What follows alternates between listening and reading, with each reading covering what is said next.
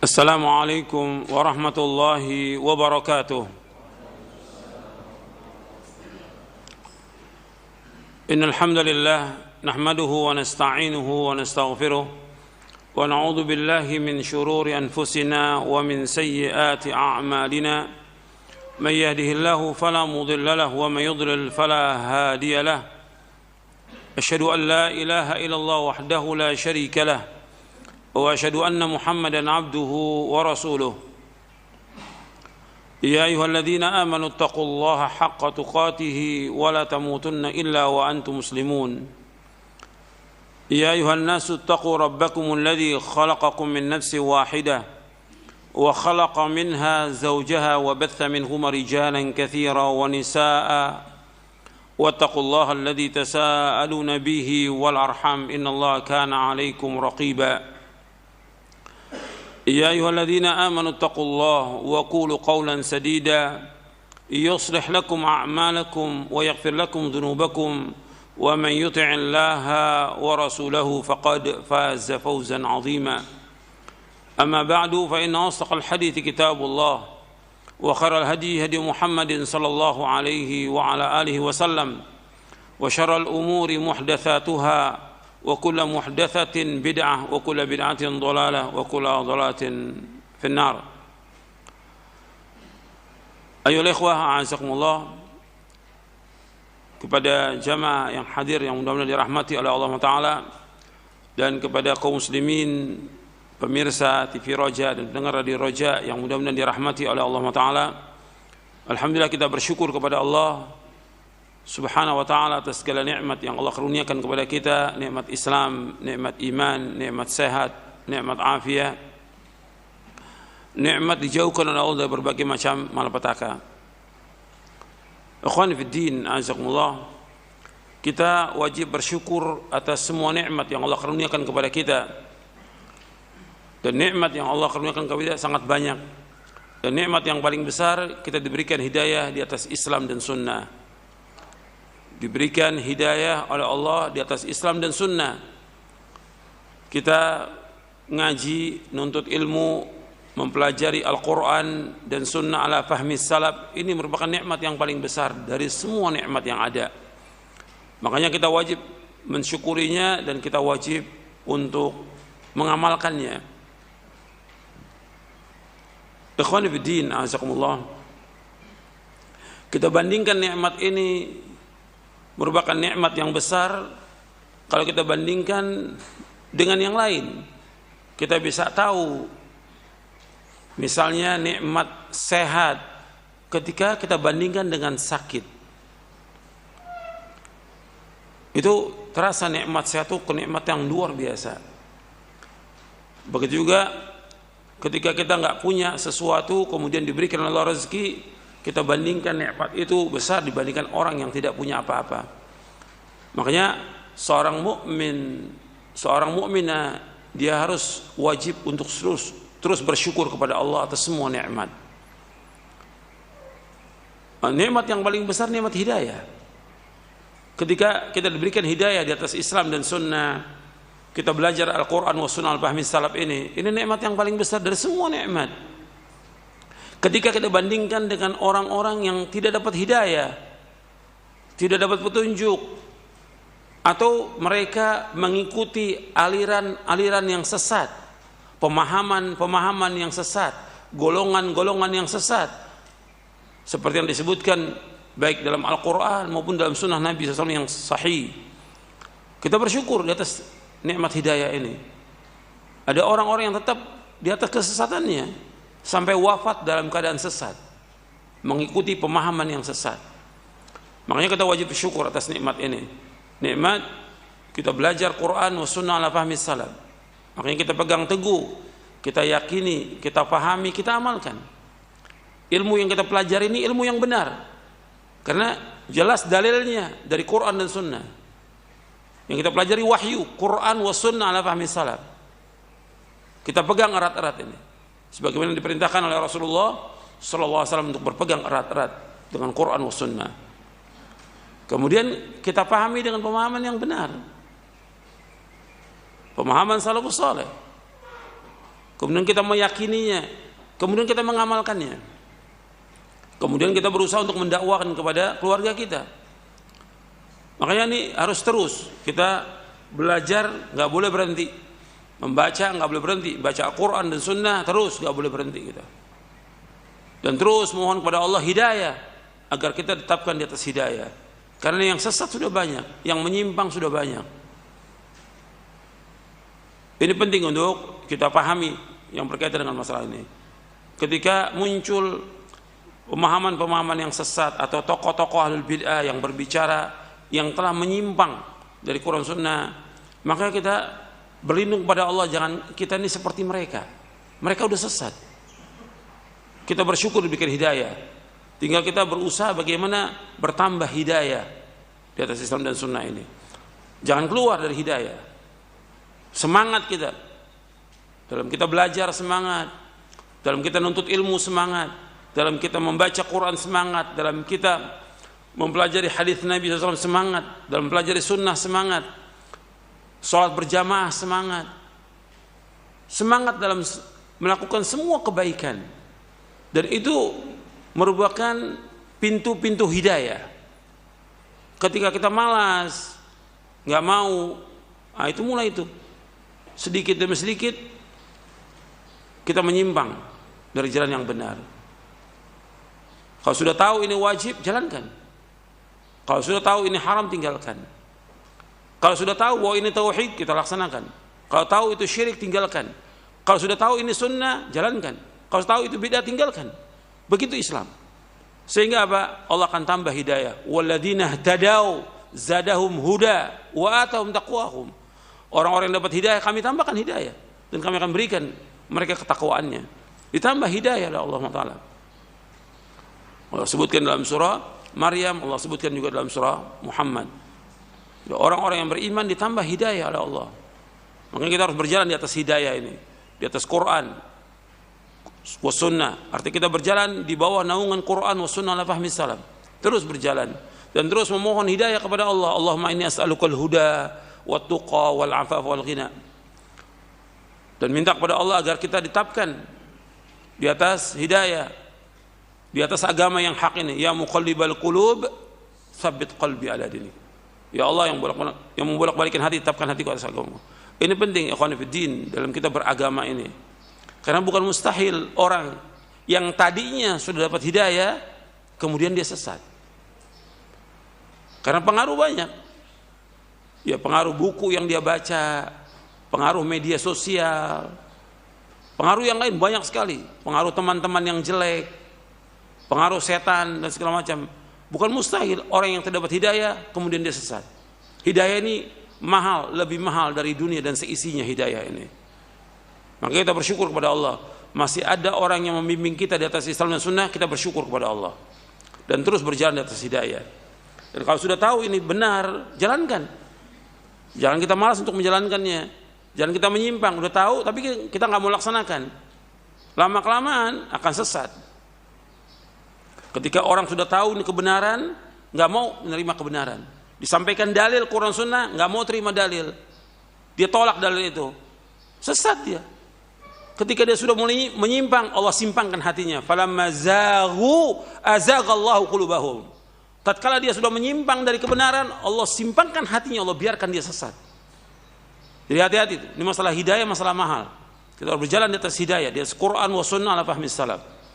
Dan ini nikmat yang besar yang wajib kita syukuri. Kita ditakdirkan Allah nggak punya apa-apa, miskin papa, tapi kita belajar Quran Sunnah al-fahmi salaf, berjalan di atas hidayah. Ini kenikmatan yang luar biasa dari semua nikmat yang ada di muka bumi ini. Ini wajib kita pegang seumur hidup kita. Karena ini mahal. Banyak orang-orang yang dia menyesal di akhir hayatnya. Kenapa? Tidak berjalan di atas hidayah ini. Ikhwani fiddin, azakumullah. Kita akan lanjutkan kajian kita dari Syarah Aqidah Ahlussunnah wal Jamaah.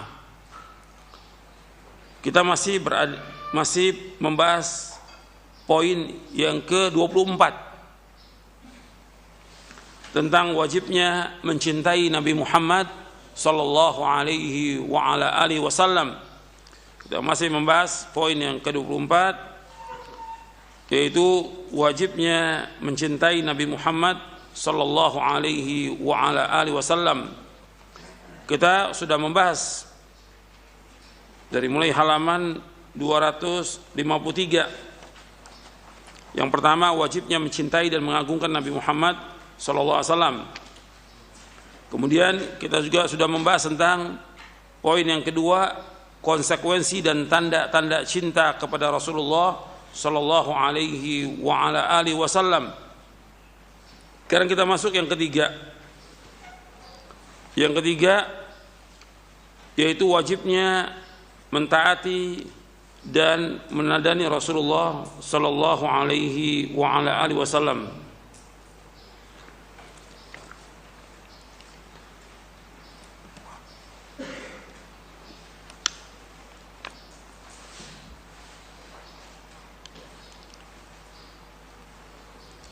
Kita wajib mentaati, untuk melihat di halaman 260. Kita sekarang bahas yang ketiga, wajibnya mentaati dan meneladani Nabi Muhammad sallallahu alaihi wasallam. Kita wajib mentaati Nabi sallallahu alaihi wasallam dengan menjalankan apa yang diperintahkannya dan meninggalkan apa yang dilarangnya. Hal ini merupakan konsekuensi dari syahadat kesaksian bahwa beliau adalah Rasulullah, yaitu utusan Allah. Dalam banyak ayat Al-Quran Allah memerintahkan kita untuk mentaati Nabi Muhammad sallallahu alaihi wasallam. Di antaranya yang diiringi dengan perintah taat kepada Allah. Sebagaimana Allah berfirman, ya ayyuhalladzina amanu atiiullaha wa atiiur rasul. Wahai orang-orang yang beriman, taatilah Allah dan taatilah Rasul, yaitu Muhammad sallallahu alaihi wasallam. Kemudian juga Allah berfirman dalam surah An-Nisa ayat 80. Man yuti'ir rasula faqad ata Allah wa man tawalla fama arsalnaka 'alaihim hafidha. Barang siapa yang mentaati Rasul, maka sungguhnya dia telah mentaati Allah. Dan barang siapa berpaling dari ketaatan, maka ketahuilah kami tidak mengutusmu Muhammad untuk menjadi pemelihara mereka. Di sini Allah menyebutkan barang siapa yang taat kepada Rasul sallallahu alaihi wasallam, maka berarti dia taat kepada Allah. Berarti wajib taat kepada Nabi Muhammad SAW, dan ini mutlak ketaatannya. Wajib untuk mentaati beliau sallallahu alaihi wasallam. Dengan taat kepada Rasulullah berarti kita taat kepada Allah Subhanahu wa taala. Dan dengan taat kepada Rasulullah, Allah akan memberikan rahmat kepada kita. Allah berfirman dalam surah An-Nur. Kalau yang tadi man yuti'ir rasul faqad ata Allah, barang siapa yang taat kepada Rasul maka dia taat kepada Allah, itu dalam surah An-Nisa ayat 80. Kemudian dalam surah An-Nur di ayat 56, wa ati'ur rasula la'allakum turhamun, dan taatlah kepada Rasulullah agar kamu diberikan rahmat. Arti dengan taat kepada Rasulullah maka Allah akan memberikan rahmat, dan juga taat kepada Allah dan juga taat kepada Rasulullah Allah akan memberikan hidayah.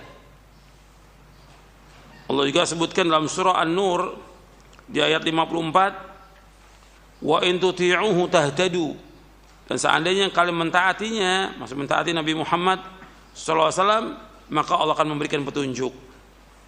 Jadi taat kepada Rasulullah SAW, Allah akan memberikan rahmat. Taat kepada Rasulullah SAW, Allah akan memberikan hidayah.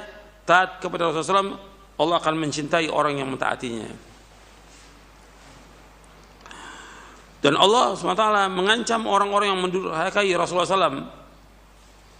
Allah berfirman dalam surah An-Nur di ayat 63, falyahdharil ladzina yukhalifuna an amrihi an tusibahum fitnatun aw yusibahum adzabun alim. Maka hendaklah orang-orang yang menyalahi perintah Rasulullah SAW takut akan mendapatkan cobaan atau ditimpa azab yang pedih. Falyahdharil ladzina yukhalifuna an amrihi an tusibahum fitnatun aw yusibahum adzabun alim. Hendaklah orang-orang yang menyalahi perintah Rasulnya, an amri yaitu perintah Rasulnya SAW, akan ditimpa cobaan yaitu fitnah atau ditimpa azab yang pedih. Artinya hendaknya mereka itu takut jika hatinya ditimpa fitnah kekufuran, ketika orang itu tidak taat kepada perintah Rasulullah sallallahu alaihi wasallam, maka akan ditimpa kekufuran, ditimpa nifak, kemunafikan, dan juga bid'ah. atau siksa yang pedih di dunia, baik itu berupa pembunuhan, hukuman had, pemenjaraan, atau siksa lainnya yang disegerakan. Allah telah menjadikan ketaatan dan mengikuti Rasulullah SAW sebagai sebab hamba mendapatkan kecintaan Allah dan ampunan atas dosa-dosanya. Dan Allah menjadikan ketaatan kepada Nabi SAW sebagai petunjuk dan mendurhakainya sebagai satu kesesatan. Jadi taat kepada Rasulullah SAW ini mutlak. Ketika orang itu tidak taat kepada Rasulullah SAW, maka akan ditimpa fitnah atau ditimpa azab yang pedih. Dan Allah memerintahkan seperti yang sudah kita baca ayatnya dalam surah Al-Hasyr, surah 59 ayat 7, kita melihat di halaman 258, Allah berfirman, "Wa ma atakumur rasulu fakhudhuhu wa ma nahakum anhu fantahu wattaqullaha innallaha syadidul iqab."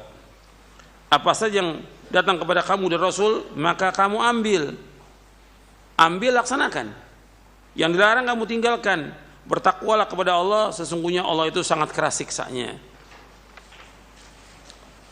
Kita kembali kepada ayat ini. Ini dalam surah Al-Hasyr ayat 7.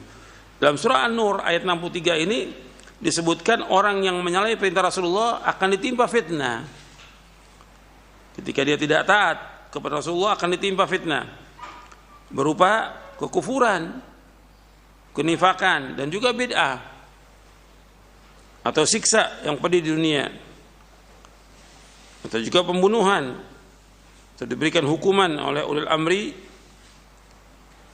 atau dipenjara atau yang lainnya. Ini yang berkaitan dengan fitnah ketika orang menyalahi sunnah Rasulullah SAW, atau ditimpa azab yang pedih, itu nanti di akhirat bagi orang-orang yang menyalahi sunnah Rasulullah akan ditimpa azab yang pedih. Karena ketika Allah menyebutkan tentang wajibnya kita mentaati Rasulullah SAW dan mengambil apa yang beliau bawa dan menjauhkan apa yang beliau larang, di akhirnya Allah sebutkan wattaqullaha innallaha syadidul iqab, yang tadi kita baca ayatnya dalam surah Al-Hasyr ayat 7. Bertakwalah kepada Allah, Allah itu sangat keras siksanya. Berarti orang yang menyalahi Rasulullah SAW akan ditimpa azab, akan ditimpa siksa ketika dia tidak mentaati Rasulullah. Maka mentaati Rasulullah ini mutlak, wajib kita untuk mentaati Rasulullah sallallahu alaihi wa ala alihi wasallam.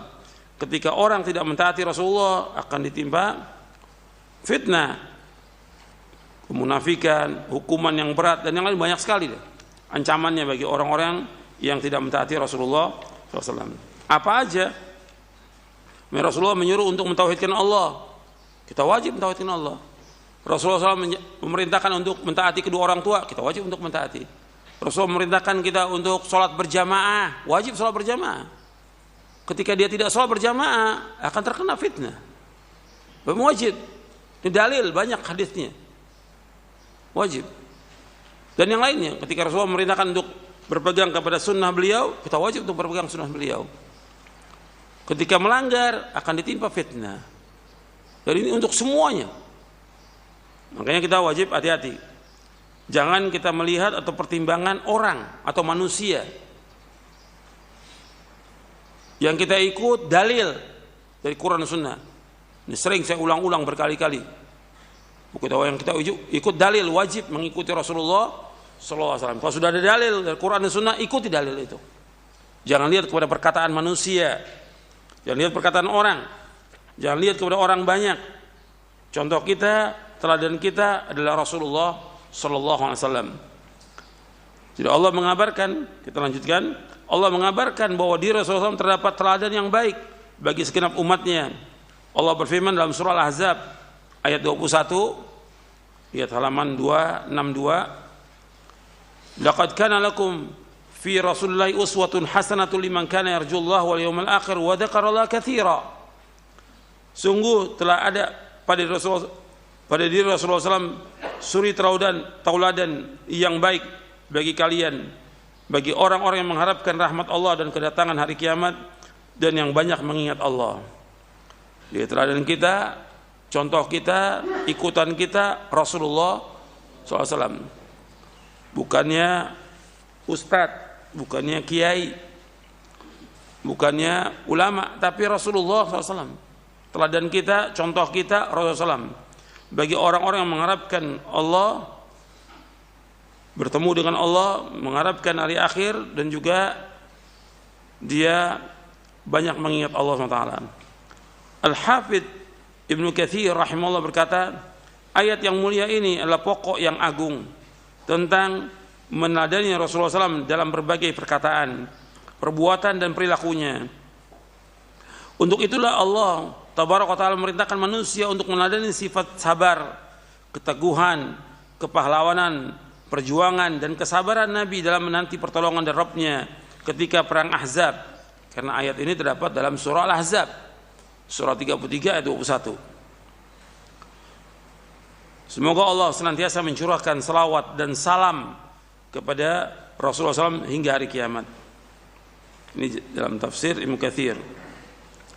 Di dalam Al-Quran, Allah telah menyebutkan ketaatan kepada Rasulullah SAW dan meneladaninya sebanyak 40 kali. Artinya ini diulang-ulang tentang wajibnya taat kepada Rasulullah. Karena jiwa manusia lebih membutuhkan untuk mengetahui apa yang Nabi SAW bawa dan mengikutinya daripada kebutuhan manusia kepada makanan dan minuman. Jika seseorang tidak mendapatkan makan minum, ia hanya berakibat mati di dunia. Sementara jika seorang tidak mentaati dan mengikuti Rasulullah SAW, akan mendapatkan siksa dan kesengsaraan yang abadi. Untuk lihat lagi pembahasan kita tentang iman kepada para Rasul. Antum mungkin lihat, antum sudah catat dan saya sudah bacakan ketika kita membahas poin yang ke-22. Antum lihat antum. Ketika kita membahas poin yang ke-22 tentang iman kepada Rasul-Rasul Allah, saya bawakan tentang qaidah nafi'ah fi wujubil i'tisam birrisalah. Antum lihat antum, saya bawakan tentang qaidah nafi'ah fi wujubil i'tisam birrisalah. Kaidah yang bermanfaat tentang wajibnya kita berpegang kepada risalah. Yang saya bawakan dan saya bacakan dari Majmu' Fatawa Syekhul Islam Ibnu Taimiyah rahimahullah di juz yang ke-19, bahwa kebutuhan manusia kepada risalah lebih daripada kebutuhan manusia kepada makan dan minum dan semua kebutuhan yang lainnya. Karena orang butuh kepada hidayah, orang butuh kepada dijelaskannya bagaimana beribadah kepada Allah, bagaimana mentaati Allah, bagaimana mentaati Rasulullah SAW. Orang butuh bagaimana kita melaksanakan perintah Allah, menjauhkan larangannya. Ini harus dijelaskan oleh Rasulullah SAW. Makanya setiap umat masih ada Rasul, karena hidayah dibutuhkan oleh manusia lebih daripada kebutuhan makan dan minum. Ketika orang tidak makan dan tidak minum, dia mati. Tapi ketika orang tidak tahu hidayah, bagaimana mentauhidkan Allah, menjauhkan syirik, bagaimana dia menetapkan nama-nama dan sifat-sifat Allah, dia tidak tahu, maka dia akan sengsara seumur hidupnya. Sesat di dunia, belum lagi nanti diazab oleh Allah di kubur dan nanti di akhirat. Dia butuh hidayah. Hidayah bagaimana mengetahuinya? Ya dengan petunjuk Rasulullah sallallahu alaihi wasallam. Jadi manusia ini butuh kepada diutusnya para rasul agar memberikan penjelasan, bimbingan, agar manusia tahu bagaimana beribadah kepada Allah. Karena manusia diciptakan oleh Allah untuk ibadah kepada Allah. Wa ma khalaqtul jinna wal insa illa liya'budun. Tidak kau ciptakan jin dan manusia untuk beribadah kepadaku. Beribadah kepada Allah artinya mentauhidkan Allah. Kita harus tahu bagaimana Rasulullah SAW menjelaskan, Al-Quran menjelaskan dan Rasul menjelaskan tentang tauhid rububiyah, uluhiyah, asma wa sifat, dan juga semuanya dalam kehidupan ini. Bagaimana kita beragama, bagaimana kita meniti jalan hidup ini agar kita selamat dunia dan akhirat. Jadi ketika orang dia tidak mentaati Rasulullah SAW, tidak mengikuti Rasulullah SAW, maka dia akan mendapatkan siksa dan kesengsaraan yang abadi. Maka Nabi SAW memerintahkan agar kita mengikuti beliau dalam melakukan berbagai macam ibadah, dan hendaknya ibadah itu dilakukan sesuai dengan cara yang beliau contohkan sallallahu alaihi wasallam. Beliau Rasulullah SAW bersabda, "Shallu kama ra'aitumuni usalli." Salatlah kalian sebagaimana kalian melihat aku salat. Hadis ini sahih diriwayatkan Imam Bukhari. Arti kita untuk salat sudah ada contoh dari Nabi SAW. Bagaimana cara salat Nabi dari mulai takbir sampai salam. Nabi sudah contohkan, dan sahabat melihat bagaimana cara salat Nabi dari mulai takbir sampai salam. Jelas itu. Kayak ditulis oleh para ulama tentang sifat salat Nabi sallallahu alaihi wasallam. Dan Syekh Al-Albani rahimahullah telah menulis tentang sifat salat Nabi.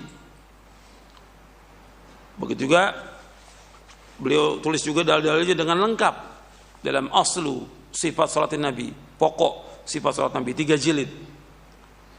Jadi tentang cara salat sudah jelas.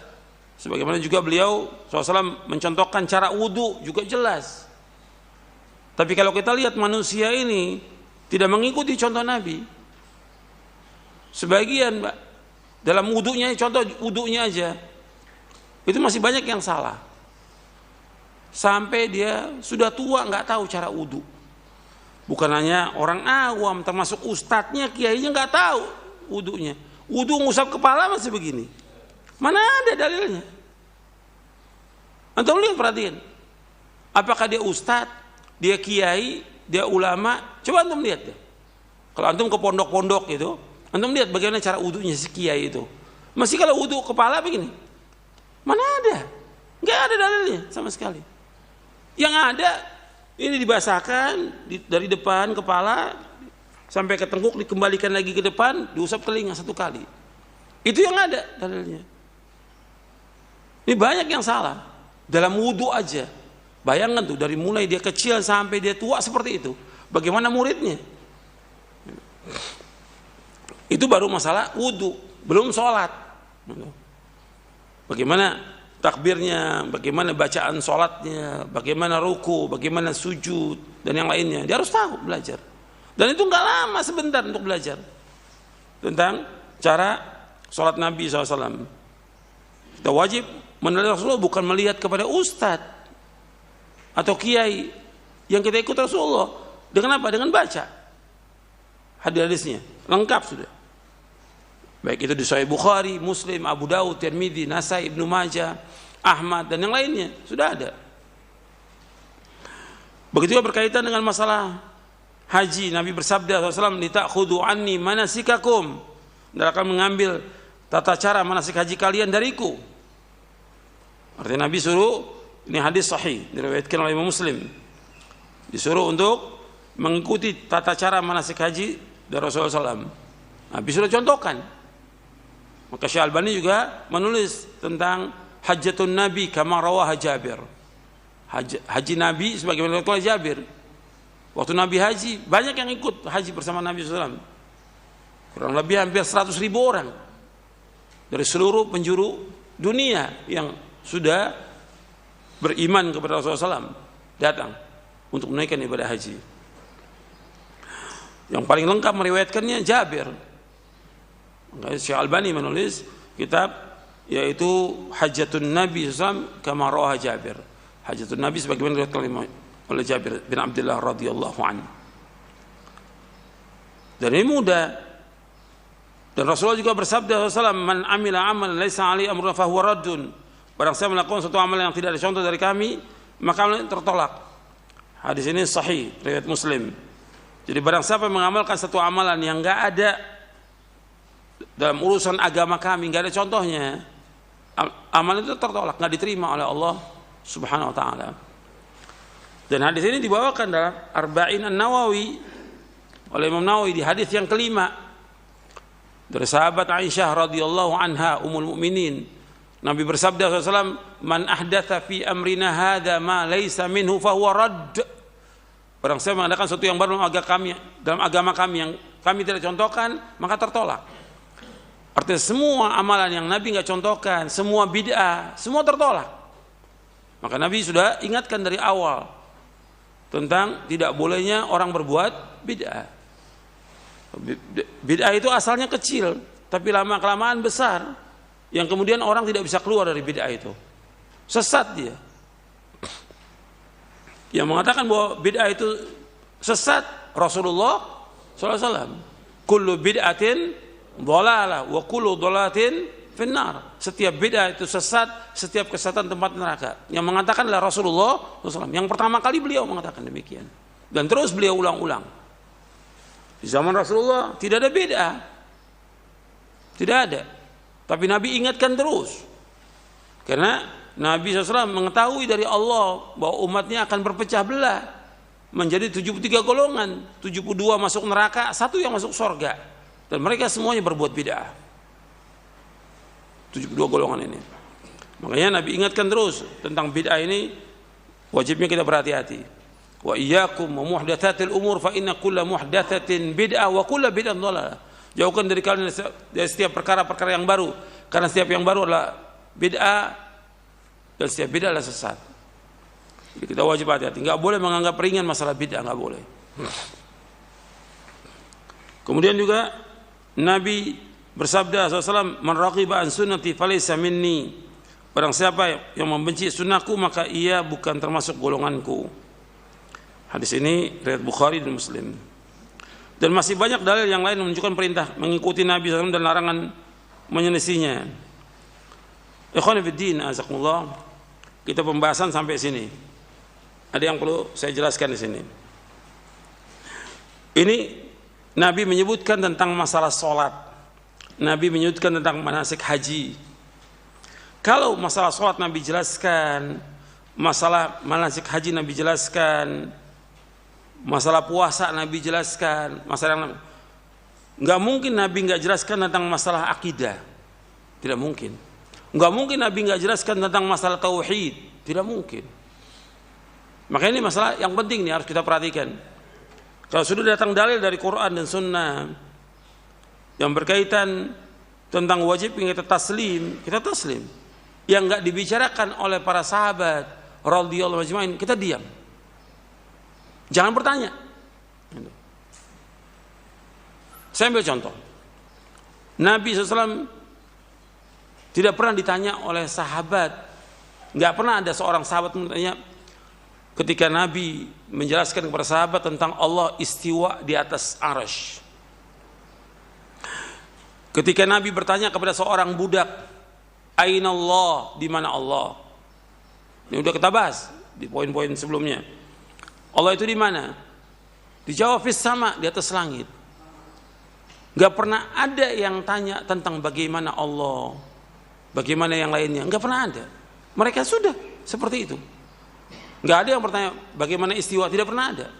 Kewajiban kita ketika Nabi sudah menyebutkan di mana Allah dan dijawab Allah di langit, kita wajib mengimani itu. Dan ini pertama kita wajib untuk taat kepada Allah. Yang kedua taat kepada Rasulullah, karena Allah menjelaskan demikian dalam Al-Quran. Aamintum man fis sama, apakah kalian merasa aman dengan yang di langit? Disebutkan bahwa Allah di atas langit. Allah juga menyebutkan Ar-Rahman 'ala arsy istawa. Allah istiwa di atas arsy.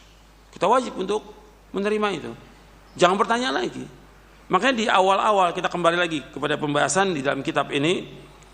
Antum lihat di dalam kitab ini berkaitan dengan taslim. Untuk melihat di halaman 45 dalam kitab ini. Bab ini penting. Ketika kita membahas bab yang kedua, kaidah dan prinsip Ahlus Sunnah wal Jamaah dalam mengambil dan menggunakan dalil.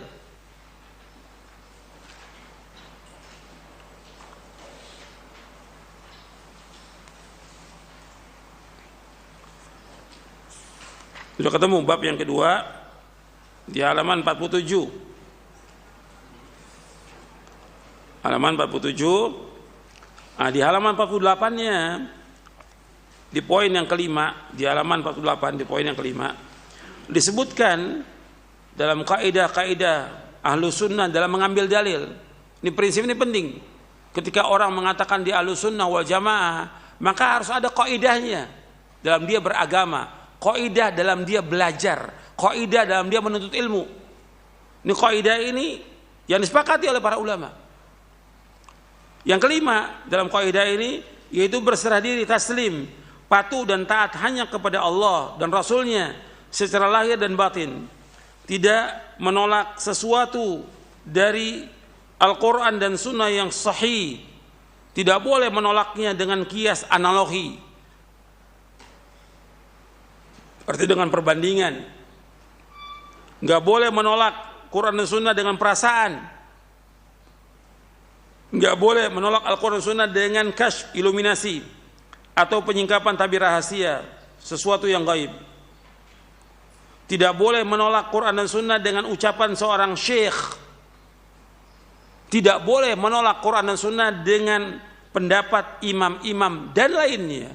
Ini prinsip dalam kita beragama yang harus kita pegang seumur hidup. Ini harus diingat ini, bahwa kita wajib taslim, patuh dan taat hanya kepada Allah Rasulnya secara mutlak, lahir dan batin. Tidak boleh menolak sesuatu dari Quran dan Sunnah yang sahih. Tidak boleh ditolak dengan kias, analogi, perbandingan. Nggak boleh. Nggak boleh ditolak dengan perasaan. Nggak boleh ditolak dengan kasyf. Ini istilah dari orang-orang torekot ini, kasyf. Penyingkapan tabir rahasia, sesuatu yang gaib. Tidak boleh menolak Quran dan Sunnah dengan perkataan seorang syekh. Tidak boleh menolak Al-Quran dan Sunnah dengan perkataan seorang imam. Kemudian antum lihat lagi penjelasannya di halaman 57 dari buku ini, Syarah Aqidah Ahlussunnah wal Jamaah. Penjelasan kaidah yang kelima dijelaskan oleh Imam Muhammad bin Syihab Az-Zuhri rahimahullah yang wafat tahun 124 Hijriah. Beliau berkata, minallahi ar-risalah wa 'ala rasuli al-balagh wa 'alaina taslim. Allah yang menganugerahkan risalah, yaitu mengutus para rasul alaihi wassalam dan mengutus Nabi Muhammad sallallahu alaihi wasallam. Wa 'ala rasul al-balagh, dan kewajiban rasul menyampaikan risalah. Dan ini sudah disampaikan semuanya. Quran dan Sunnah sudah disampaikan oleh Nabi Muhammad SAW. Sudah sempurna agama ini. Maka Allah berfirman, al-yauma akmaltu lakum dinakum wa atmamtu alaikum ni'mati wa raditu lakumul islam madina. Pada hari ini aku sempurnakan bagimu agamamu.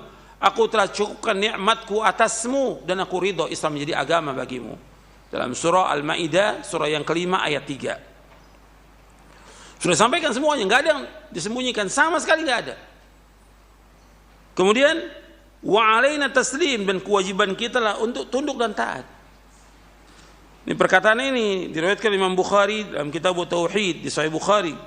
Nanti Anda bisa lihat dalam Fathul Bari di juz yang ke-13 di halaman 503. Jadi kewajiban, perhatikan, dilanjutkan halaman 58-nya. Kewajiban seorang muslim adalah tunduk dan taslim secara sempurna, serta tunduk kepada perintah Rasulullah SAW, menerima berita yang datang dari beliau SAW dengan penerimaan yang penuh dengan pembenaran. Tidak boleh menentang apa yang datang dari Allah dan Rasulnya dengan perkataan yang batil atau hal-hal yang syubhat atau ragu-ragu, dan tidak boleh dipertentangan dengan perkataan seorang pun dari manusia. Penyerahan diri, tunduk patuh dan taat kepada perintah Allah dan Rasulnya merupakan kewajiban seorang muslim. Taat kepada Allah dan Rasulnya adalah mutlak. Taat kepada Rasulullah SAW berarti taat kepada Allah subhanahu wa ta'ala. Allah azza wa jalla berfirman, man yuti'ir rasula faqad ata Allah wa man tawalla fama arsalnaka alaihim hafidha. Barang siapa yang mentaati Rasul yaitu Muhammad SAW, maka sungguhnya ia telah mentaati Allah. Dan barang siapa berpaling dari ketaatan, maka ketahuilah kami tidak mengutusmu Muhammad untuk menjadi pemelihara mereka. Surah An-Nisa ayat 80. Allah juga berfirman dalam surah An-Nisa ayat 65. Allah berfirman, fala wa rabbika la yu'minun hatta yuhakkimuka fima shajara bainahum thumma la yajidu fi anfusihim harajan mimma qadaita wa yusallimu taslima.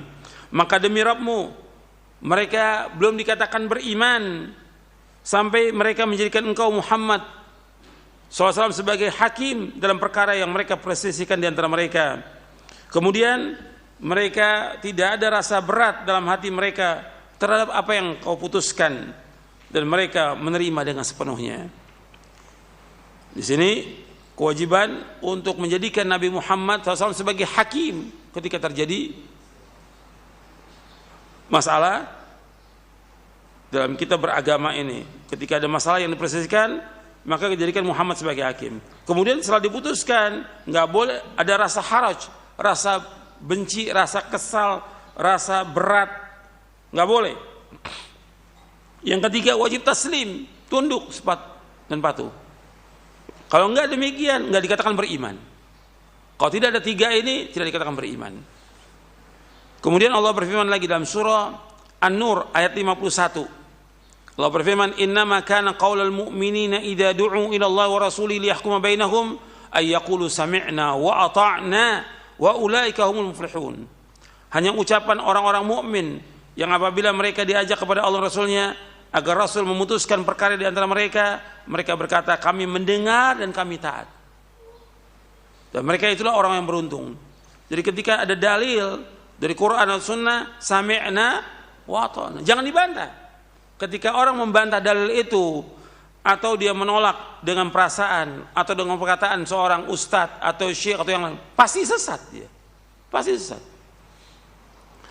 Lebih jelas lagi di ayat selanjutnya, di surah Al-Ahzab ayat 36. Allah berfirman, "Wa ma kana lil mu'minin wala mu'minatin idza qada Allahu wa rasuluhu amran ay yakuna lahumul khiyaratu min amrihim wa may ya'sillaha wa rasulahu faqad dhalla dhalalan mubina."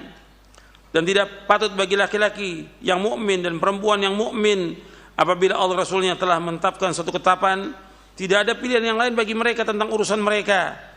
Dan barang siapa yang mendurhakai Allah Rasulnya, maka sungguh ia telah tersesat dengan kesesatan yang nyata. Arti ketika dia menolak apa yang Allah dan Rasulnya sudah putuskan, dia pilih yang lain menurut pikirannya atau perasaannya, menurut dia baik, berarti dia durhaka pada Allah Rasulnya. Durhaka. Kalau udah durhaka, maka dia sesat. Dan kesesatan dari ahlul bidah ya di sini diantaranya. Dalil sudah ada jelas, dia nggak mau ikut dalil, dia cari jalan yang lain. Seperti tadi, sudah jelas Allah menyebutkan Ar-Rahman alal arsy istawa. Allah istiwa di atas arsy. Jelas nasnya, 7 ayat dalam Al-Quran. Allah juga menyebutkan bahwa Allah di atas langit, di atas arsy. Bahkan semua kalimat di atas. Artinya semua kalimat ini dibawa ke atas. Ilaihi yas'adul kalimut thayyib wal 'amalu shalih yarfa'u. Semua kalimat itu dan amal soleh diangkat ke langit. Kalau diangkat ke langit berarti Allah di mana? Di atas. Ini dalil semua banyak, ratusan dalil. Bahkan dikatakan Ibnu Qayyim 2000 dalil. Masih dikatakan, oh maksudnya begini, istiwa itu begini maksudnya. Bukan di atas, tidak dalam alam, tidak di luar alam. Tidak. Lantas di mana? Bahkan kalau kita katakan di atas, di aras berarti Allah butuh tempat. Yang mengatakan itu kan manusia. Sekarang kita wajib menetapkan Allah di atas, wajib ditetapkan. Ketika dia tidak menetapkan, berarti dia membantah. Yang dibantah oleh dia apa ini? Dalil dari Quran Sunnah. Sesat atau tidak? Sesat, pasti sesat sudah. Ini jelas loh, nas ini. Bukan perkataan saya, dalil ini. Allah mengatakan Allah di atas aras, jelas dalilnya, masih bingung. Wajib imani, selesai sudah. Para sahabat mengimani. Dan gak ada yang tanya bagaimana Allah istiwa, tidak ada yang tanya. Makanya ketika di zaman Imam Malik ada yang bertanya, di zaman tabi'ut tabi'in, abad kedua, dari zaman Rasul gak ada yang tanya bagaimana istiwa. Atau orang-orang Baduy dari gunung, maksudnya istiwa bagaimana, gak ada yang tanya sama sekali kepada Nabi SAW. Maka ketika Imam Malik ditanya, Imam Malik diam sampai keluar keringat. Belum pernah ada yang bertanya. Ketika ditanya Ar-Rahman kaifal istiwa, bagaimana istiwa? Dijawab oleh Imam Malik rahimahullah, al-istiwa'u ma'lumun wal kaif majhulun wal imanu bihi wajib was su'alu anhu bid'ah. Istiwa itu sudah diketahui tentang maknanya dalam bahasa Arab. Orang sudah tahu istiwa. Wal kaifiyah, tentang kaifiatnya enggak ada yang tahu kaifiatnya. Karena zat Allah enggak ada yang tahu tentang kaifiatnya, begitu juga tentang sifat Allah enggak ada yang tahu tentang kaifiatnya. Kemudian wal imanu bi wajib, mengimani wajib. Was su'alu anhu bid'ah, dan menanyakan tentang masalah bid'ah. Nanti sama semua. Seperti Allah Nabi SAW dalam hadis yang sahih Riwayat Imam Bukhari, Muslim dan yang lainnya. Allah turun ke langit dunia ketika tinggal sepertiga malam. Wajib kita tetapkan. Karena apa? Rasulullah yang menetapkan demikian. Ini adab kepada Rasulullah. Wajib untuk taat kepada beliau. Rasulullah menyebutkan demikian. Sudah, berarti Allah turun ke langit dunia. Allah tetap di atas arsy, Allah juga turun ke langit dunia. Kita wajib menetapkan demikian. Kemudian jangan ditanya, bagaimana turunnya? Enggak boleh. Atau kita mengatakan, yang dimaksud turun rahmatnya. Dari mana keterangan itu? Ini kan dari ra'yu semuanya. Bukan dari dalil. Makanya saya sebutkan di sini. Kita kembali kepada penjelasan sini. Seorang hamba akan selamat dari siksa Allah apabila ia mentauhidkan Allah dengan ikhlas dan ittiba kepada Rasulullah SAW. Tidak boleh, artinya dia ikhlas semata karena Allah dan mengikuti contoh Rasulullah. Tidak boleh mengambil kepada selain beliau SAW sebagai penulis hukum, dan tidak boleh redha kepada hukum selain hukum beliau. Apapun yang Allah Rasulnya putuskan tidak boleh tolak dengan pendapat seorang guru, pendapat imam, qiyas dan lainnya.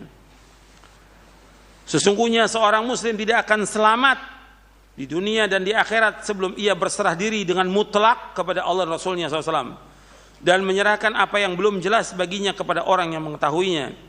Hal tersebut artinya berserah diri kepada nas-nas Al-Quran dan nas-nas As-Sunnah, tidak menentangnya dengan pentakwilan yang rusak. Ini banyak pentakwilan yang rusak yang sekarang ini mentakwil tentang istiwa, tentang yang lainnya ditakwil dengan syubhat dan keraguan dan pendapat orang. Ini pasti sesat. Makanya ikhwan fillah, azakumullah, ini masalah iman penting, jangan dibantah. Ketika orang itu membantah, sesat. Dalil dibantah, Quran dan Sunnah dibantah, sesat. Meskipun hebat retorikanya dia, berdebatnya, sesat. Justru ini yang dibenci oleh Rasulullah SAW. Dan sebab sesat itu karena apa? Diberikan dia kemampuan berdebat. Dan sekarang ada tokoh-tokoh bidah ngajak berdebat. Tentang apa? Tentang akidah, tauhid. Yang sudah jelas, hatta orang Badui aja taslim, terima. Dia mau debat tentang Allah di atas arsy itu. Bagaimana dia mau debat dalil Quran dan Sunnah? Sesat, pasti sesat sudah. Antum lihat dalilnya. Bahwa orang yang membantah itu sesat, dalilnya ada di sini. Antum lihat di halaman 63. Dari Abu Umamah Al-Bahili radhiyallahu anhu, ia berkata, Rasulullah SAW bersabda, "Ma dhalla qaumun ba'da hudan kanu alaihi illa utul jadal." Tidaklah satu kaum itu sesat setelah mendapatkan hidayah kecuali apabila di kalangan mereka diberi kebiasaan berdebat, kepandaian berdebat. Jadi orang pandai berdebat bukan berarti dapat hidayah, enggak. Justru dia tadinya dapat hidayah, kemudian sesat dengan kehebatan dia berdebat. Artinya udah jelas dalil, dia debat.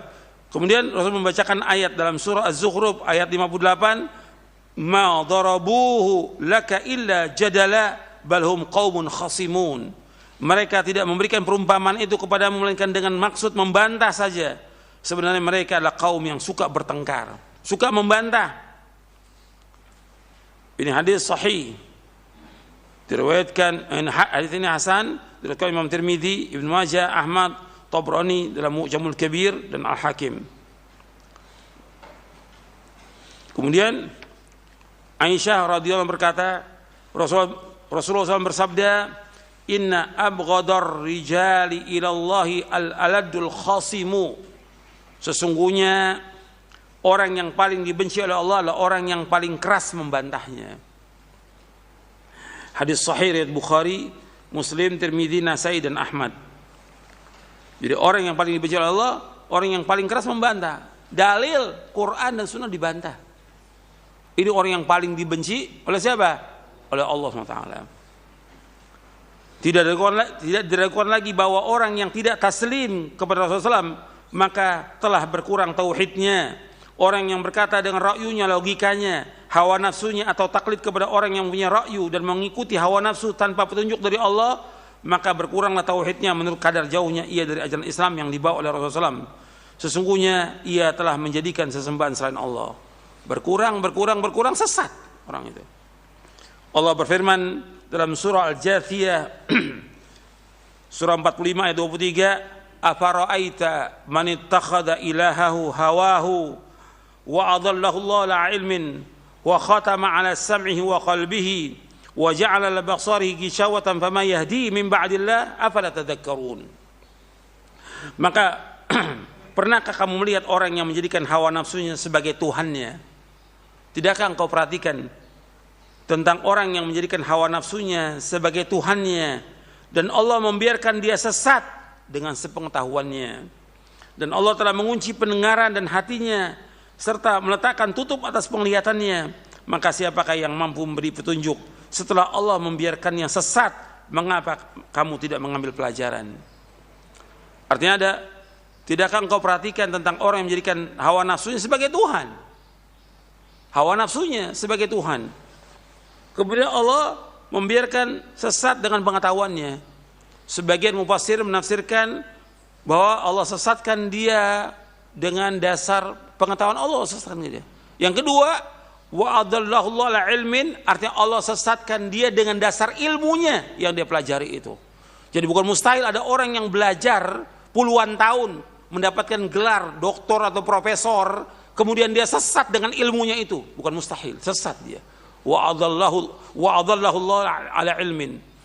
Wa adallahu Allah ala ilmin. Allah sesatkan dia dengan dasar ilmunya. Kemudian Allah kunci pendengarannya, hatinya. Allah jadikan di penglihatannya penutup. Enggak ada lagi yang bisa menunjuki dia orang itu. Dan ini banyak dari zaman dahulu orang yang sesat. Dia sudah tahu dalil, dia nggak mau terima dalil, kemudian sesat. Dia merasa hebat dengan ilmunya. Dia merasa bangga dengan ilmunya, sehingga dia sesat. Merasa hebat dia. Pada hakikatnya orang merasa hebat dengan ilmunya, pada hakikatnya mengikuti apa? Hawa nafsu. Menjadikan hawa nafsunya sebagai apa? Tuhan. Allah sesatkan.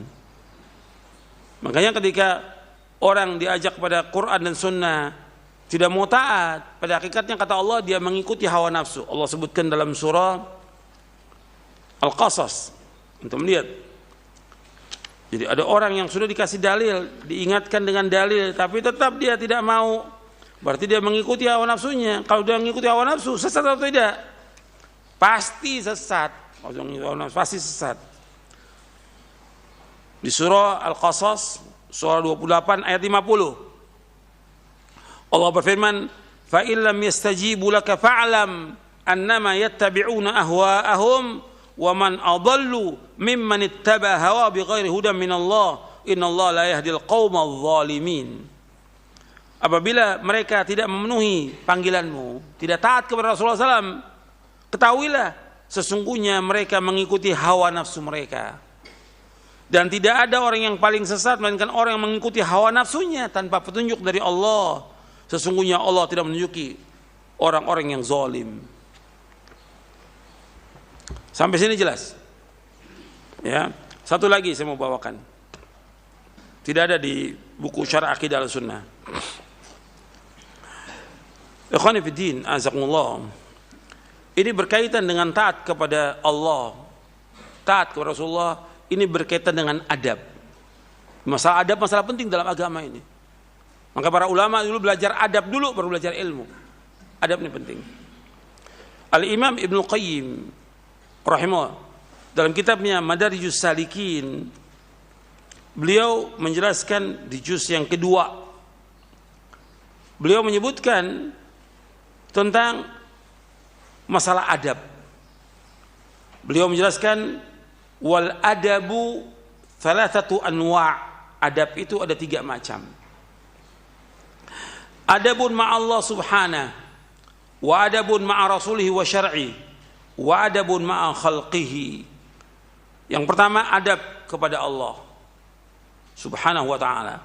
Yang kedua adab kepada Rasulnya SAW dan syariatnya. Yang ketiga adab kepada makhluknya.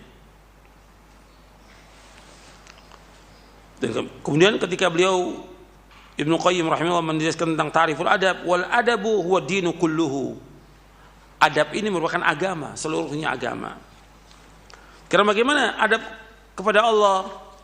Ya adab kepada Allah dijelaskan Ibnu Qayyim, wala yastaqimu Anal adab ma Allah tabaraka wa ta'ala huwal qiyamu bidinihi wa ta'adub bi adabihi zahiran wa batinan.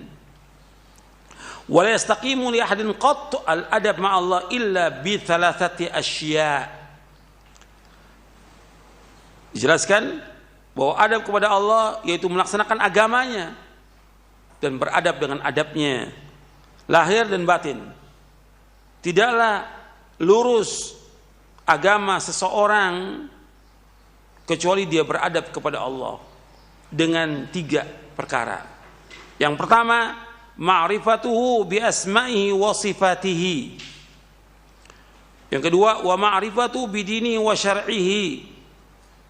Yang ketiga, wa ma yuhibbu wa ma yakrah. Artinya tidaklah lurus agama seorang kecuali dia beradab kepada Allah dengan 3 perkara. Yang pertama, yaitu dia mengenal Allah dengan nama-nama dan sifat-sifatnya. Yang kedua, dia mengenal Allah dengan agamanya dan syariatnya. Yang ketiga, dia mengenal apa-apa yang dicintai oleh Allah dan apa yang dibenci oleh Allah. Jadi yang pertama, dia mengenal Allah dengan nama-nama dan sifatnya. Yang kedua, dia mengenal Allah dengan agamanya dan syariatnya. Yang ketiga, yaitu dia melaksanakan apa yang dicintai Allah dan menjauhkan apa yang dibenci. Jadi apa yang dicintai dan dibenci. Ini adab kepada Allah. Kita wajib melaksanakan adab ini. Seperti berkaitan dengan nama Allah. Sudah kita bahas tentang kaidah-kaidah dalam nama-nama dan sifat Allah. Kita wajib menetapkan semua nama dan sifat-sifat Allah. Enggak boleh kita tolak, enggak boleh kita bantah, enggak boleh kita mengingkari nama dan sifat Allah. Tidak boleh kita mentakwil, tidak boleh kita menyerupakan Allah dengan makhluknya, tidak boleh kita menanyakan tentang bagaimana sifat Allah. Itu ada di dalam kitab ini, dalam Syarah Aqidah Sunnah wal Jamaah di halaman 162, 163 dan seterusnya.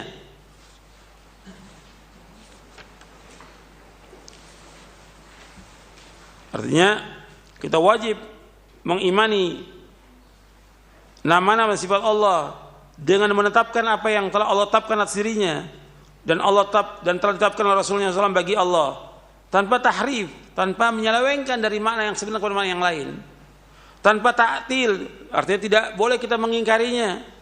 Tanpa takyif, tidak boleh kita menanyakan tentang bagaimana sifat Allah. Dan tanpa tamthil, tidak boleh kita menyerupakan Allah dengan makhluknya. Karena Allah tidak sama dengan makhluknya. Laisa kamitslihi syai'un wa huwas samiul basir. Allah enggak sama dengan makhluknya. Allah enggak sama dengan sesuatu apapun juga. Dan Allah Maha mendengar dan Allah Maha melihat.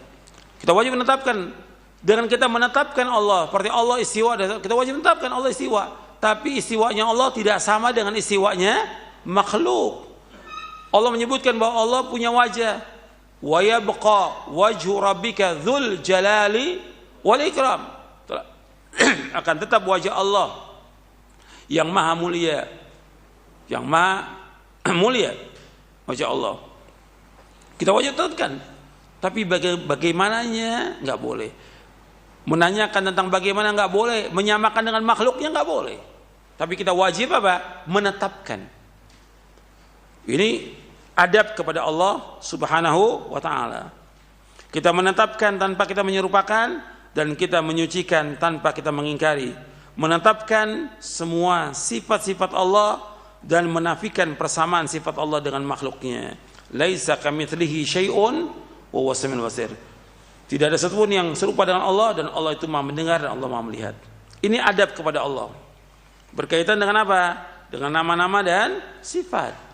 Sama adab kepada Allah juga berkaitan dengan tauhid uluhiyah. Kita wajib untuk berdoa, meminta hanya kepada Allah. Ketika orang dia berdoa kepada kuburan, meminta kepada makhluk, dia tidak punya adab kepada Allah. Di sini dia menyekutukan Allah dengan siapa? Dengan makhluknya. Enggak punya adab orang ini kepada Allah. Dan seterusnya nanti berkaitan dengan ini. Ini panjang pembahasannya. Makanya Allah menyebutkan dalam Al-Quran, wa ma qadarullaha haqqa qadrihi, dalam surah Az-Zumar ayat 67. mereka tidak memuliakan Allah sebagaimana yang sebenarnya memuliakan Allah. Ini dijelaskan oleh Ibnu Qayyim dalam kitabnya Ad-Da' wa Dawa. Orang-orang yang mengingkari nama-nama sifat Allah, orang-orang yang mereka mentakwil sifat Allah, nggak punya adab kepada Allah. Mereka ini nggak menghargai Allah sama sekali. Begitu juga yang kedua yang berkaitan dengan adab kepada Allah, kita mengenal agamanya, syariatnya, kita wajib belajar. Begitu juga yang ketiga, wajib kita belajar, kita mengetahui apa yang Allah cintai, apa yang Allah benci. Yang Allah cintai kita laksanakan, yang Allah benci kita tinggalkan. Itu yang pertama, berkaitan adab kepada siapa? Allah. Yang kedua, adab kepada Rasulullah SAW. Kata Ibnu Qayyim rahimahullah, wa amal adabu ma'ar rasuli fal qur'anu mamlu'un bihi farasul adabi ma'ahu kamalu taslimi lahu wal inqiyadu li amrihi wa talaqqa khabarahu bil qabuli wa tasdiqi duna ay yahmilahu mu'aratu khayalin batil yusammihi ma'qulan aw yahmiluhu syubhatan aw syakkan aw yuqaddimu alaihi ara' ar-rijal wa zubalati adhanihim fayuwahhiduhu bit tahkim wa taslim wal inqiyadi wal id'an. Kata Imam Ibnu Qayyim rahimahullah dalam kitabnya Madarijus Salikin di juz yang kedua. Yang kedua, adab kepada Rasul. Al-Quran penuh dengan adab. Pokok adab kepada Rasul yaitu kesempurnaan, taslim, tunduk kita, taat kita kepada siapa? Kepada Rasulullah. Tunduk dan taat kita kepada perintahnya dan menerima sunnahnya beliau dengan penerimaan dan membenarkan. Kewajiban kita ketika datang dalil dari Quran dan Sunnah, kewajiban apa? Kita terima, membenarkan. Wa ma atakumur rasulu fakhudhu wa ma nahakum anhu fantahu wattaqullaha inna syadidal iqab. Terima. Membenarkan semuanya kalau datang dari Nabi. Seperti disebutkan, aina Allah, di mana Allah? Dijawab oleh budak itu, di atas langit. Ada di buku ini pembahasannya. Di atas langit. Terima. Hadis yang sahih riwayat Muslim dan yang lainnya. Kita wajib untuk terima. Nggak boleh kita membawa itu, menolaknya dengan khayalan yang batil.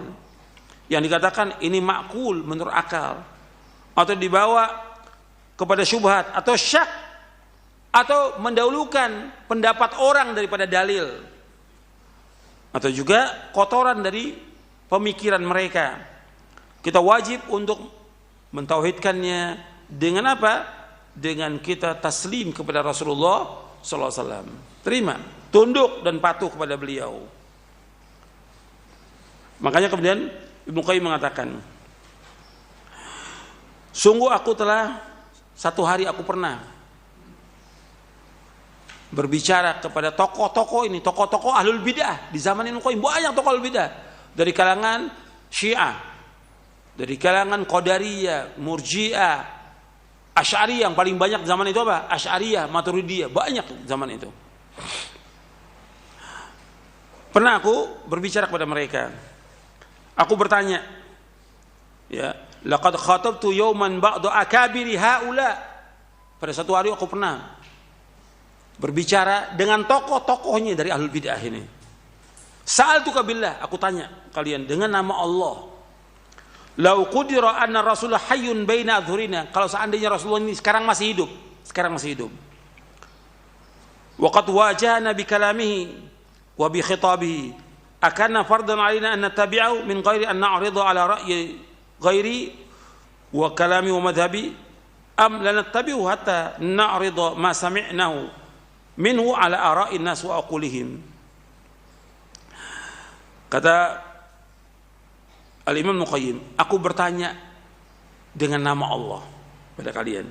Kalau seandainya ditakdirkan Rasulullah hidup di antara kita, kemudian beliau menyampaikan sabda beliau kepada kita semuanya, bersabda depan kita semuanya ini, apakah wajib bagi kita mengikutinya tanpa kita menimbang-nimbang dengan perkataan orang atau perkataan tokoh atau madhab, atau kita tidak mengikutinya sampai kita mendengar perkataan manusia dan juga pendapat manusia.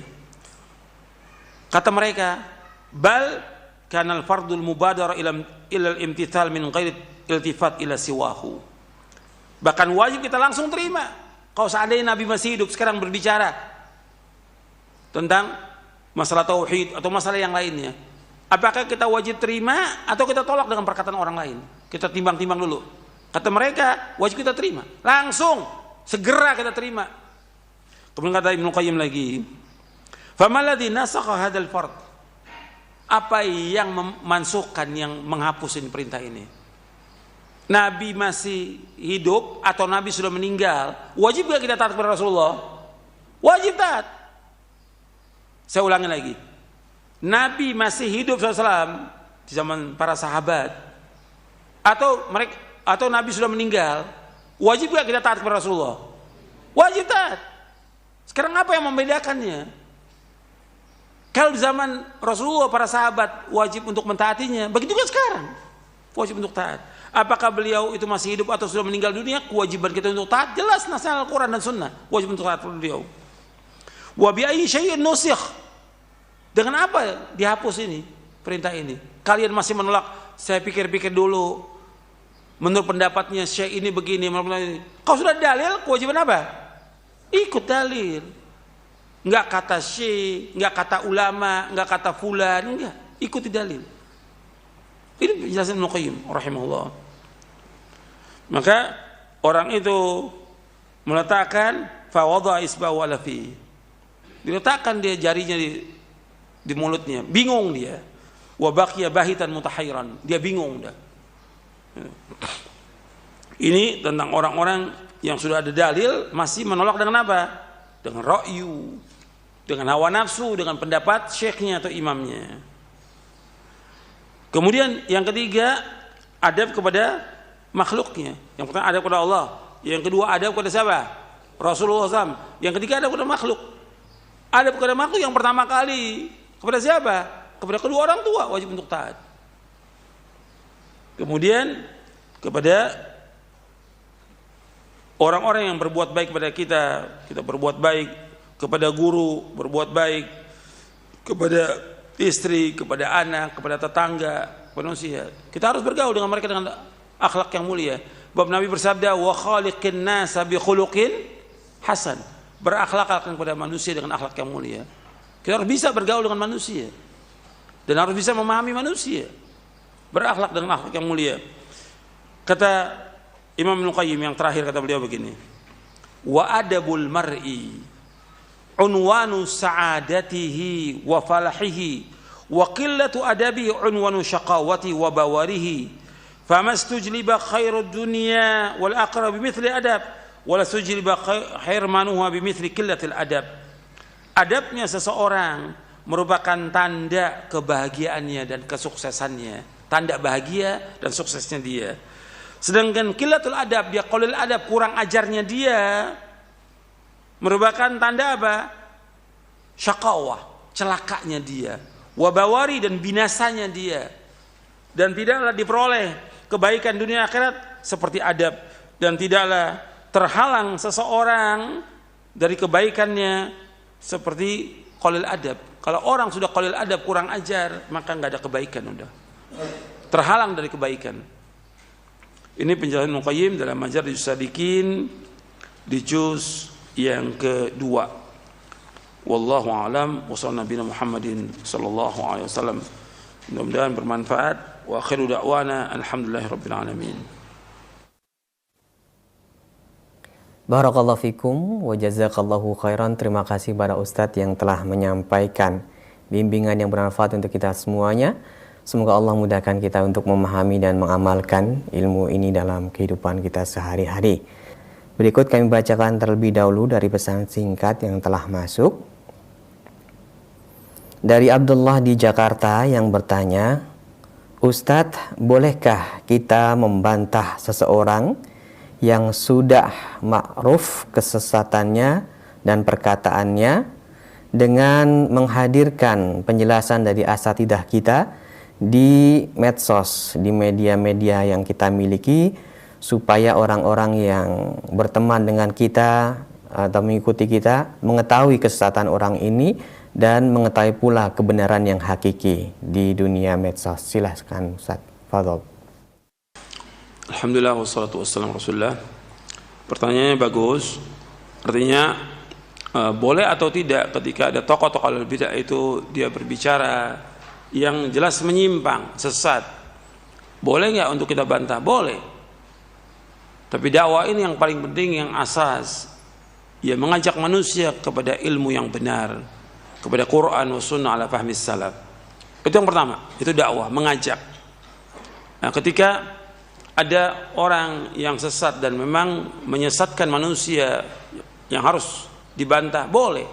Karena Allah menyebutkannya. Antum lihat di akhir surah An-Nahl, Allah berfirman, "Ud'u ila sabili rabbika bil hikmati wal mau'izatil hasanah wajadilhum billati hiya ahsan." Dalam surah An-Nahl Allah berfirman dalam surah An-Nahl, "Ud'u ila sabili rabbik." Artinya ajaklah manusia ini ke jalan Allah. Artinya dia disuruh untuk mengajak manusia ke jalan Allah. Kemudian setelah itu wal mau'izah, dengan hikmah, artinya mengajak manusia ke jalan Allah dengan hikmah, artinya dengan dalil dari Quran dan Sunnah. Wal mau'izah hasanah, dan juga dengan nasihat yang baik. Wajadilhum billati ahsan, dan debatlah mereka, bantahlah mereka dengan cara yang lebih baik. Dengan cara yang lebih baik apa? Ya bantah dengan dalil, bukan dengan ra'yu, dengan dalil dari Quran dan Sunnah. Inna rabbaka huwa aliman dhalla an sabili wa huwa al-muhtadin. Dan sungguhnya Rabb kamu mengetahui siapa yang sesat dari jalannya, dan Allah mengetahui siapa yang mendapatkan petunjuk. Artinya Allah tahu orang-orang yang sesat dan orang petunjuk. Kewajiban kita hanya menyampaikan, menjelaskan aja. Kalau mereka mau terima, alhamdulillah. Nggak terima, kita nggak rugi. Masih banyak jutaan manusia yang mau mengikuti dakwah ini. Jangan habiskan waktu kita buat membantah orang, jangan. Perhatikan itu. Jangan habiskan waktu kita untuk membantah orang. Bantah boleh. Bagi siapa? Bagi yang ahli, bagi yang berilmu. Kalau yang nggak berilmu jangan membantah. Antum nggak punya ilmu apa? Belajar. Kewajiban antum belajar. Tapi bagi yang berilmu, tahu ada orang yang sesat dan ini dia diumumkan, artinya di tempat yang besar atau di media sosial, boleh dibantah. Bahkan wajib untuk membantah supaya orang lain tidak sesat. Mendudukkan permasalahannya. Karena apa? Dia membawakan ayat, dipalingkan ayat itu dengan ra'yunya, dengan pendapat yang sesat. Nah, wajib kita luruskan. Kalau seandainya sudah kita sampaikan beberapa kali dan sudah cukup menurut kita, cukup, udah biarkan. Tinggal kita terus mengajak, masih jutaan orang yang mau ikut dakwah ini, masih jutaan orang. Ada 1-2 orang nggak mau ikut dakwah kita, nggak ada masalah. Nabi aja SAW yang sudah Masya Allah dakwahnya udah paling baik itu, akhlaknya paling mulia, tapi tetap nggak ada yang menolak dakwah Nabi? Ada. Yang mengingkari dakwah Nabi ada. Bahkan berusaha meracuni Nabi ada. Yang jadi munafik juga ada. Jadi tetap harus dakwah ini jalankan, sabar. Jangan habis waktu kita buat membantah, jangan. Sampaikan ilmu kepada umat ini dengan benar, dengan dalil. Adapun orang awam, kewajibannya dia belajar. Perhatikan tuh. Bukan ikut-ikut bantah, bukan. Jangan ikut juga di medsos, jangan. Orang awam belajar. Itu ingat tuh. Kalau sudah belajar, amalkan. Itu nasihatnya para sahabat seperti itu dan para tabi'in. Makanya dikatakan oleh Abdullah bin Mas'ud radhiyallahu an, ta'allamu fa idza alimtum fa'malu. Belajar kalian, belajar. Kalau sudah belajar, amalkan. Sudah, soal perdebatan urusannya para dai, para ustadz yang berilmu, bukan urusan kita. Urusan kita belajar dan mengamalkannya. Jelas? Silakan yang lain tanya. Nah, Ustaz, barakallahu fikum, jazakallahu khairan. Terima kasih atas nasihat yang bermanfaat yang telah disampaikan. Dan berikut ini kami memberikan kesempatan bagi Anda yang ingin bertanya langsung via telepon, silakan. Halo. Assalamualaikum. Waalaikumsalam warahmatullahi wabarakatuh. Dengan Bapak siapa ini, di mana? Dari Pak Yadi di Tenggamus. Silakan Pak Yadi, pertanyaannya. Begini, ini Pak Ustadz, ya masalah akidah Ahlussunnah wal Jamaah.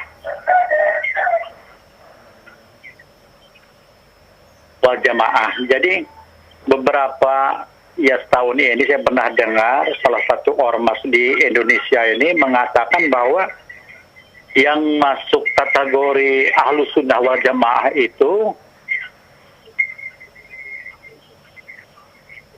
akidahnya Asy'ariyah, Maturidiyah, dan Zuriyah. Zuriyah itu saya kurang ini.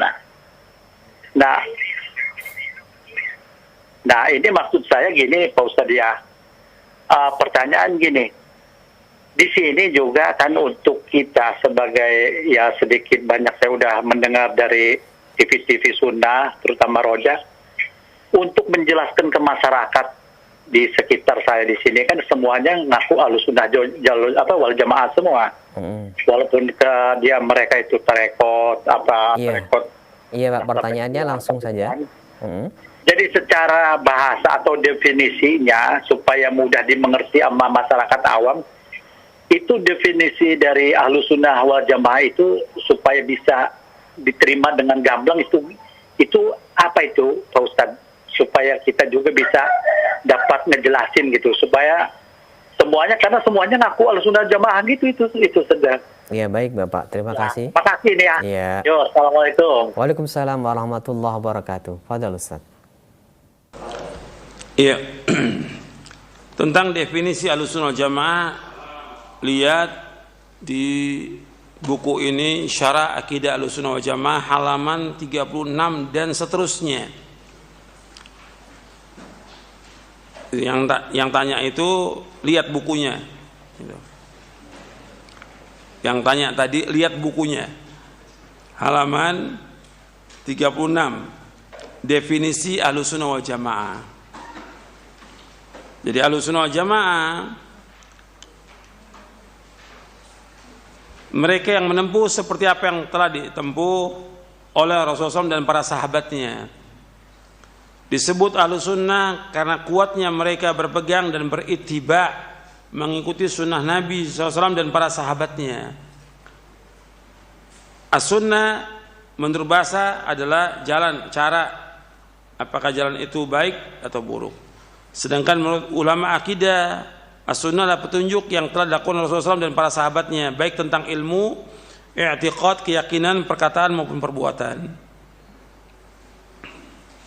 Dan ini adalah sunnah yang wajib diikuti. Orang mengikutinya akan dipuji dan orang menyalahinya akan dicela. Jadi Ahlussunnah wal Jamaah, Ahlussunnah orang yang mengikuti sunnah, wal Jamaah mengikuti para sahabat. Ini yang dikatakan Ahlussunnah wal Jamaah. Jadi Ahlussunnah wal Jamaah itu yang mengikuti siapa? Yang mengikuti Rasulullah SAW dan para sahabatnya. Ahlussunnah wal Jamaah. Jadi Ahlussunnah wal Jamaah, untuk melihat di halaman 38. Ahlussunnah wal Jamaah adalah orang yang mempunyai sifat dan karakter mengikuti sunnah Nabi SAW dan menjauhi perkara-perkara yang baru dan bid'ah dalam agama. Itu Ahlussunnah wal Jamaah. Arti yang diikut oleh mereka itu Rasulullah SAW. Berarti ikut apa? Ikut dalil. Dan mereka mengikuti para sahabat. Karena para sahabat adalah mereka orang-orang yang dipuji oleh Rasulullah SAW. Khairun nasi qarni, sebaik-baik manusia pada masaku ini. Sebaik-baik manusia pada masaku tentang apanya? Bukan tentang wajahnya, bukan tentang hartanya, tapi yang terbaik tentang ilmunya, tentang pemahamannya, tentang akidahnya, tentang manhajnya, tentang ibadahnya, tentang akhlaknya. Mereka yang terbaik para sahabat. Tentang dakwahnya kita disuruh mengikuti. Itu dikatakan Ahlussunnah. Kemudian disebutkan lagi bahwa Ahlussunnah ini orang yang belajar Quran dan Sunnah, belajar hadis. Makanya kata Imam Syafi'i, untuk melihat di halaman 41, dia orang yang belajar hadis, mempelajari hadis Nabi. Kata Imam Syafi'i rahimahullah, kata beliau, apabila aku melihat seorang ahli hadis, seolah-olah aku melihat seorang sahabat Nabi SAW. Mudah-mudahan Allah memberikan ganjaran terbaik pada mereka. Mereka telah menjaga pokok-pokok agama untuk kita dan wajib atas kita berterima kasih atas usaha mereka. kata Imam Syafi'i.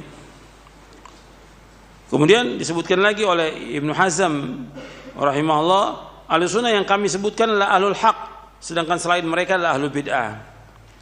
Karena sungguhnya Ahlussunnah adalah para sahabat dan setiap orang yang mengikuti manhaj mereka dari para tabi'in yang terpilih, kemudian ashabul hadis dan yang mengikuti mereka dari ahli fikih dari setiap generasi sampai pada masa kita ini, serta orang-orang awam yang mengikuti mereka baik di timur maupun di barat. Ini dalam kitabnya Al-Fisal fil Milal wal Ahwa wan Nihal. Jadi kapan munculnya Ahlussunnah?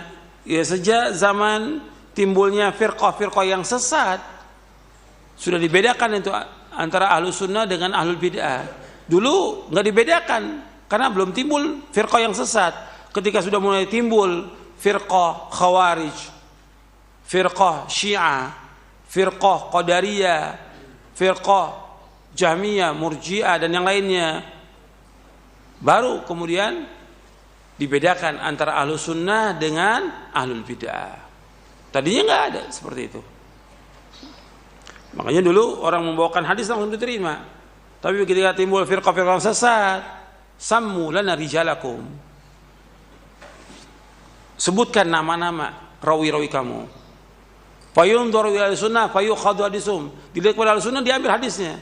Wa yunzuru ila al-bidah fala yukhadhu hadisum, kemudian dilihat kepada al-bidah enggak diambil hadisnya. Kemudian istilah sunnah ini sudah ada sejak para ulama salaf. Antum lihat di halaman 42 dan seterusnya.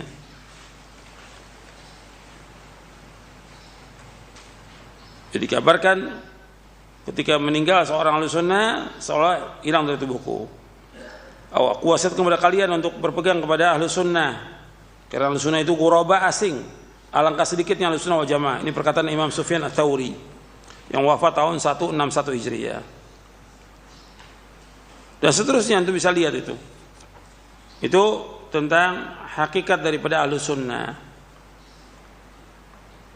Kemudian apa yang disebutkan tentang Asy'ariyah, Maturidiyah dan lainnya, itu disebutkan oleh para ulama tidak termasuk dari Ahlussunnah. Karena apa? Karena berbeda dengan pemahaman Ahlussunnah. Sekarang kita ambil contoh tokohnya Asy'ariyah siapa? Imam Abul Hasan Al-Asy'ari. Imam Abul Hasan Al-Asy'ari nulis beberapa kitab yang tadinya beliau ini adalah mengikuti pemahaman Mu'tazilah.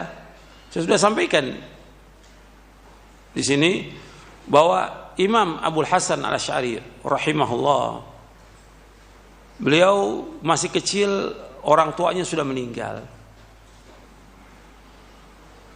yatim. Kemudian ibunya menikah lagi dengan Abu Ali Al-Jubai, tokoh Mu'tazilah. Kemudian belajarlah dengan Abu Ali Al-Jubai, mengikuti Mu'tazilah kurang lebih 40 tahun. Kemudian setelah itu, karena dia sebagai imam, sebagai tokoh, dia tinggalkan tuh. Selama 40 tahun ditinggalkan, saya meninggalkan ajaran Mu'tazilah ini. Mu'tazilah sesat. Sebutkan para ulama sesat. Termasuk juga oleh Imam Abul Hasan Asy'ari. Kemudian dia mengikuti pemahaman Kullabiyah yang menetapkan berapa sifat, mentakwil sifat-sifat yang lainnya. Kemudian beliau terakhir kembali kepada Ahlussunnah, maka beliau menulis kitab namanya Al-Ibana an Usulid Diyana. Beliau juga kitab Maqalat Al-Islamin. Beliau juga menulis kitab Ar-Risalah ila Ahli Thaghar. Beliau wafat tahun 324 Hijriah. Imam Abul Hasan Asy'ari menjelaskan tentang wajibnya kita menetapkan nama-nama dan sifat-sifat Allah. Dan beliau juga menetapkan tentang istiwanya Allah di atas, menetapkan Al-Quran kalamullah dan yang lainnya banyak. Itu bisa dibaca kitab Al-Ibana an Usulid Diyana. Adapun kemudian orang-orang yang menisbatkan kepada Asy'ariyah, Imam Abul Hasan berlepas dari mereka. Mereka menisbatkan Asy'ariyah, pada hakikatnya mereka dalam masalah tauhid uluhiyah berbuat syirik. Dalam masalah wasiat mereka mentakwil. Abul Hasan tidak mentakwil. Jadi udah beda itu antara Asy'ariyah dengan Abul Hasan Al-Asy'ari. Dan masih banyak lagi penjelasan para ulama tentang masalah ini. Panjang pembahasannya. Saya pikir cukup sampai di sini kajian kita, mudah-mudahan bermanfaat. Dan kurang lebihnya saya mohon maaf. Wassalamualaikum warahmatullahi wabarakatuh. Subhanakallahumma bihamdik asyhadu an la ilaha illa anta astaghfiruka wa atubu ilaik. Assalamualaikum warahmatullahi wabarakatuh.